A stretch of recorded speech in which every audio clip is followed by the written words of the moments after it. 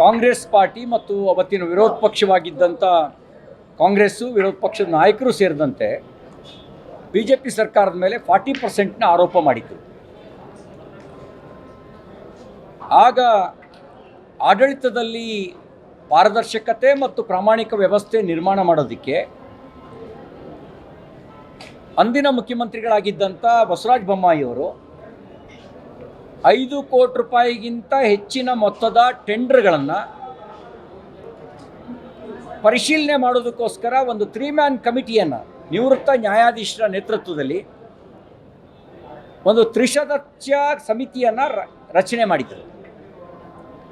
ಅವತ್ತು ನಮ್ಮ ಮೇಲೆ ಆರೋಪ ಮಾಡಿ ಅಧಿಕಾರಕ್ಕೆ ಬಂದಂಥ ಕಾಂಗ್ರೆಸ್ ಸರ್ಕಾರ, ಮಾನ್ಯ ಮುಖ್ಯಮಂತ್ರಿ ಸಿದ್ದರಾಮಯ್ಯನವರು ಈಗ ಒಂದು ಹೊಸ ಆದೇಶ ಹೊರಡಿಸಿ ಪರಿಶೀಲನೆಗೆ ಅಂತ ನೇಮಕ ಮಾಡಿದಂಥ ನಿವೃತ್ತ ನ್ಯಾಯಾಧೀಶರ ಸಮಿತಿಯನ್ನು ಅನೂರ್ಜಿತಗೊಳಿಸಿ ನೇರವಾಗಿ ಟೆಂಡರಿಗೆ ಕಾರ್ಯಾದೇಶ ಕೊಡುವಂಥ ವ್ಯವಸ್ಥೆಯನ್ನು ಮಾಡಿದ್ದಾರೆ.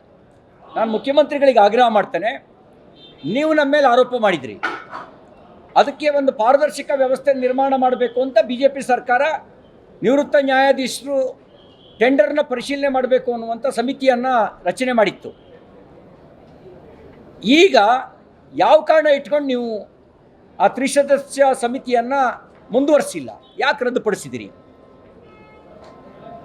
SHDPಯಲ್ಲಿ 4,000 ಕೋಟಿ ರೂಪಾಯಿನ ಟೆಂಡರನ್ನು ತನಗೆ ಬೇಕಾದ ಗುತ್ತಿಗೆದಾರರಿಗೆ ನಿಯಮಬಾಹಿರವಾಗಿ ಕೊಡಲಾಗಿದೆ ಅನ್ನುವಂಥ ಆರೋಪ ಬಂದಿದೆ.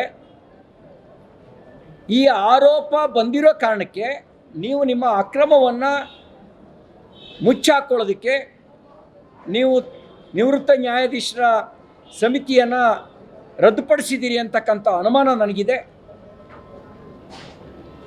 ಈ ಸರ್ಕಾರ ಬಂದ ಲಾಗಾಯತಿನಿಂದ 13ರಲ್ಲಿರ್ಬೋದು, ಈಗ 23ರಲ್ಲಿರ್ಬೋದು, ಆಗ ಲೋಕಾಯುಕ್ತವನ್ನು ದುರ್ಬಲಗೊಳಿಸೋ ಕೆಲಸ ಮಾಡಿ ತಮ್ಮ ಅಕ್ರಮಗಳನ್ನು ಮುಚ್ಚಾಕೊಳ್ಳೋದಕ್ಕೆ ACBಯನ್ನು ನೀವು ತಂದಿದ್ರಿ. ಈಗ ಟೆಂಡರಲ್ಲಿ ನಡೀತಕ್ಕಂಥ ಅಕ್ರಮಗಳನ್ನು ಬಹಿರಂಗಗೊಳಿಸ್ದಂಗೆ ನೋಡ್ಕೊಳ್ಳೋದಕ್ಕೆ ನೀವು ತ್ರಿಸದಸ್ಯ ಸಮಿತಿಯನ್ನು ರದ್ದುಪಡಿಸಿದಿರಿ ಅಂತಕ್ಕಂಥ ಅನುಮಾನ ಮತ್ತು ಆರೋಪ ನಂದು.